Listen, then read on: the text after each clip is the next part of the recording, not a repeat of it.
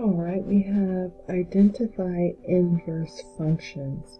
So one of the things that you need to remember about an inverse function is that when you have an inverse function, basically inverse means opposite of.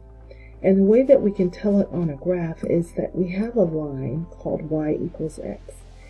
If functions are inverses of each other, they should be able to flip over this line.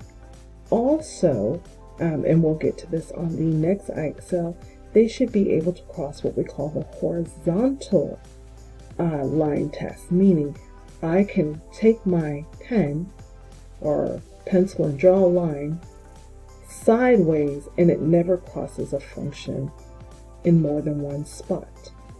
Now, when we're doing this, what we have to make sure is that if we compose f of g of x, in other words, the inside function of g goes inside of f, and the result we get is x, then we need to test to see if it works the opposite way.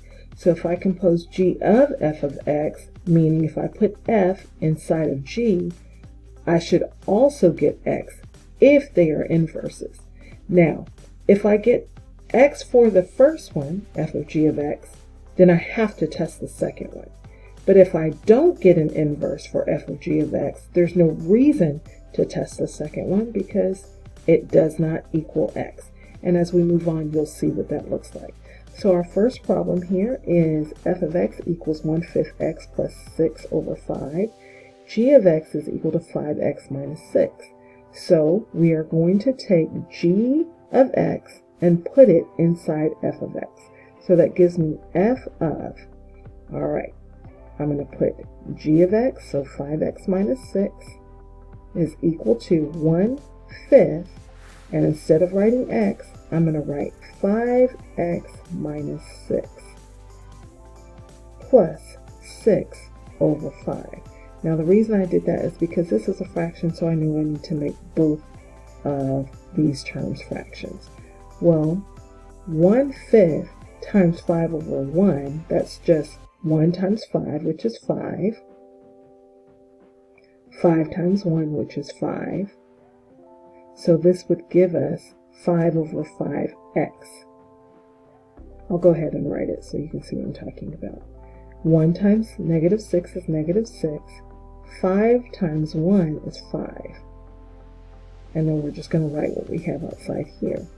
Well, 5 over 5 is just 1, so that gives me x.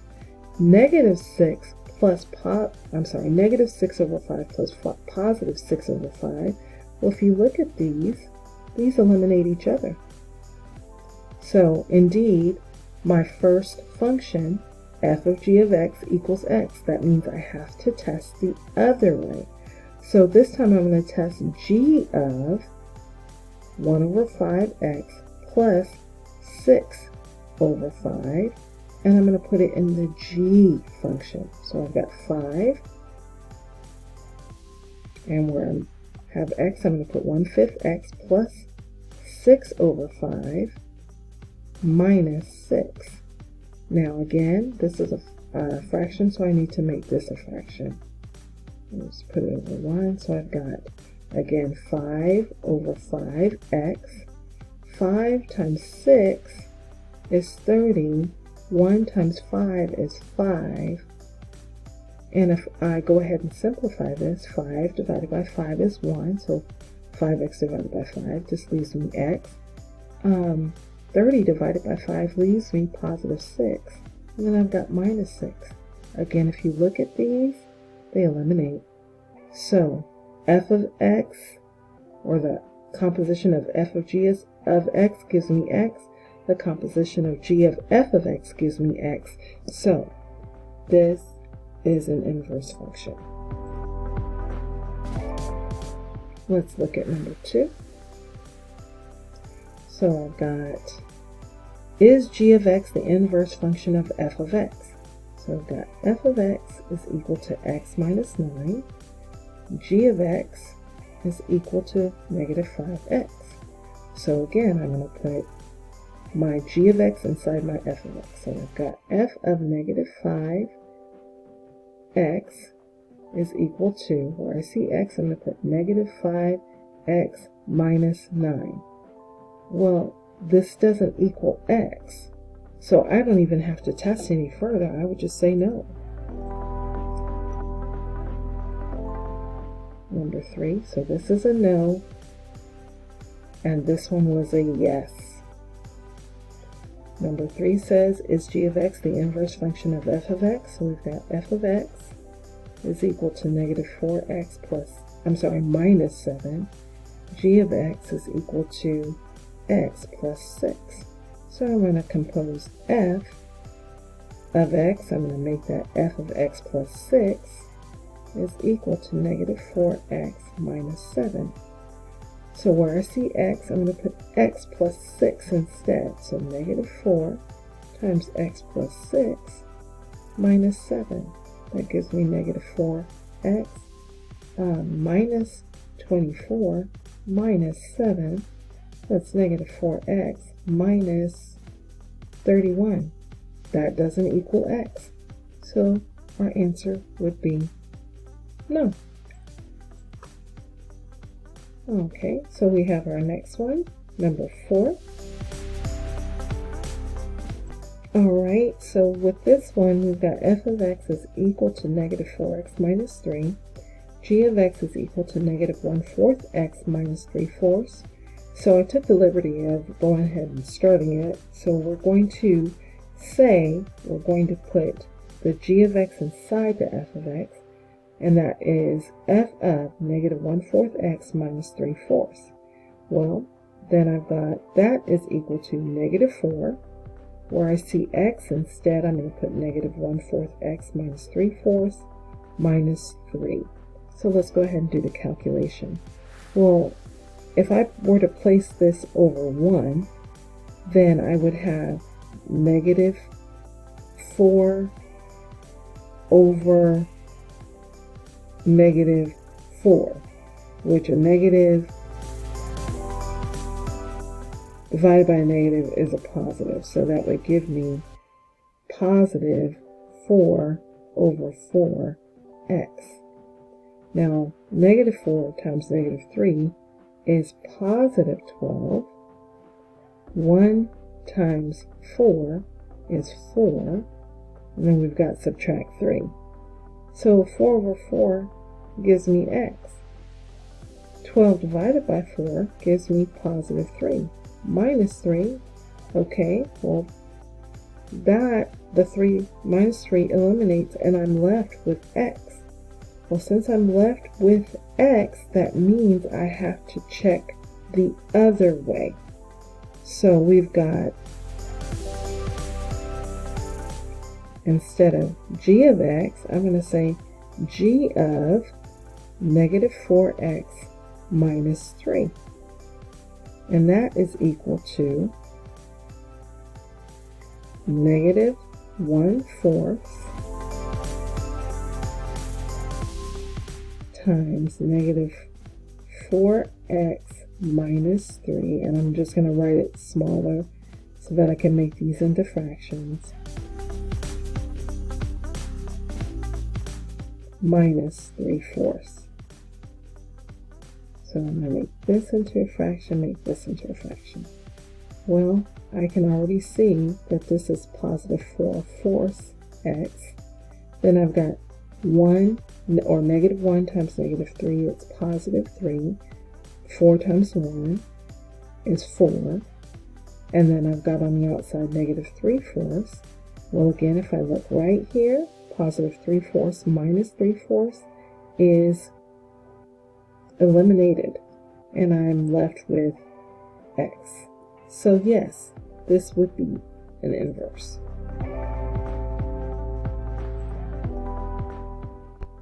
So we've got on this problem, f of x is equal to negative x minus 5, g of x is equal to x plus 5.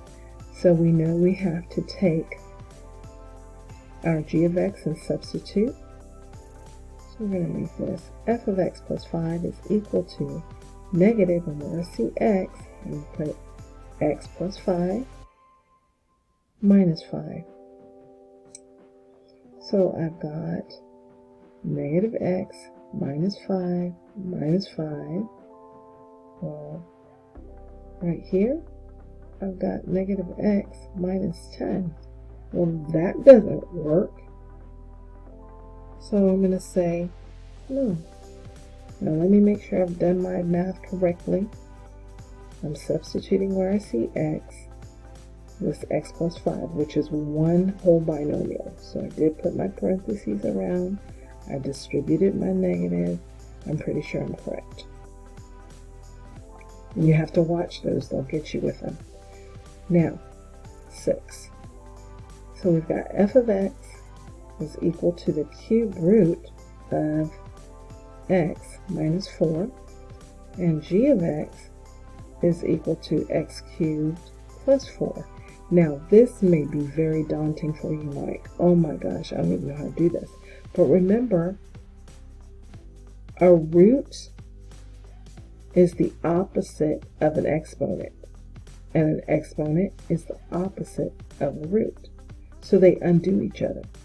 So where I would say f of x cubed plus 4, and I'd say, okay, well, the cube root of, where I'm putting x, I'm going to put this instead, x cubed plus 4,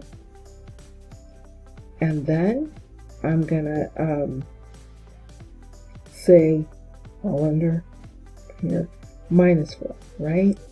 Oh my goodness, look at that. Well, to make it easy, let's just take care of this part first. We've got the cube root of x cubed plus 0. Sorry, I had to cough there. So we know that we could just write the cube root of x cubed. I no longer need that 0. Well, this cube root cancels out that exponent, or that cubed exponent, so that leaves us with x. So now we just have to turn it around the other way.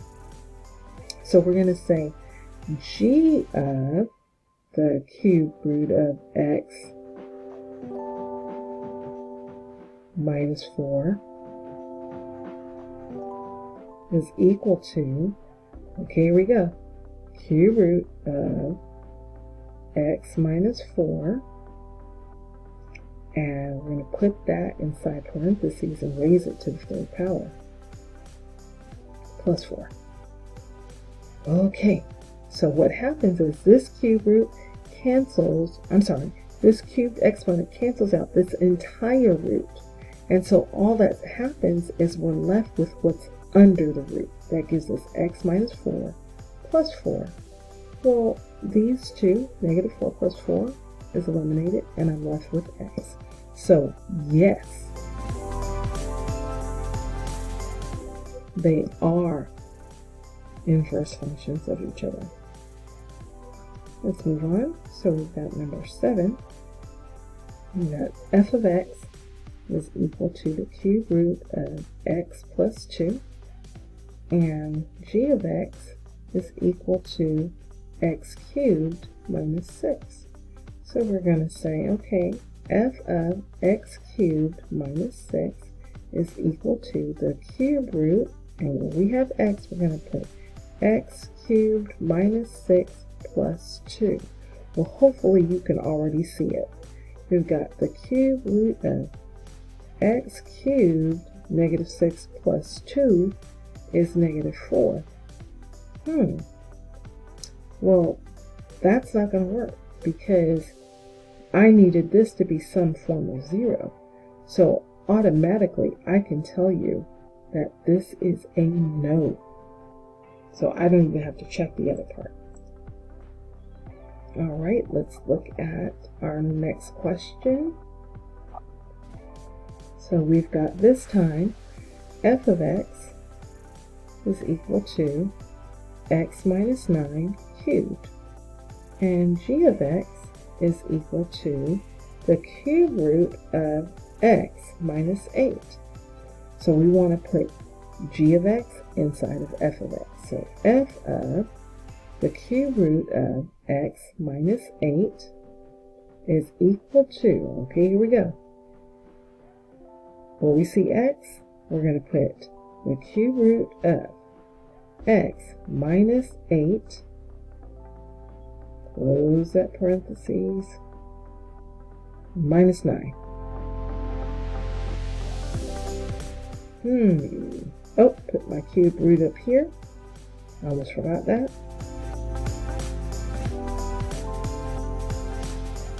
Actually, I apologize. All of this should have gone under the parentheses, because this is a binomial. So this now becomes the x there. So let's do this. Let's go through there and put the, there we go. That's better. So what happens is, now I've got my exponent of 3 canceling out my cubed root, but I've got x then minus 8 minus 9. Well, that doesn't cancel out, or let's not say cancel, that doesn't eliminate, negative 8 doesn't eliminate negative 9, so automatically I say no. Let's look at our 9th problem here. This time we've got f of x is equal to x, g of x is equal to negative 2x, and again, I'm going to say f of negative 2x is equal to, well, where I have x, I'm just going to put negative 2x. Well, that certainly doesn't equal x. So my answer would be no. Let's move on. On this one, we're finding the inverse. F of x is equal to 4x. G of x is equal to equal to 1/4 x plus 2. So we want f of 1/4 x plus 2 is equal to 4, and instead of writing x, we're going to write 1/4 x plus 2. Well, hopefully you can already see what's going on. I'm going to make this into a fraction and make this into a fraction. That gives us 4 over 4x. 4 times 1 is 4. 1 times 4 is 4. And I have my x right here. And then I've got 4 times 2 is 8, and 1 times 1 is 1. Well, although 4 over 4 gives me 1, and 4x divided by 4 gives me 1x, I still have this plus 8 here. So the answer is no.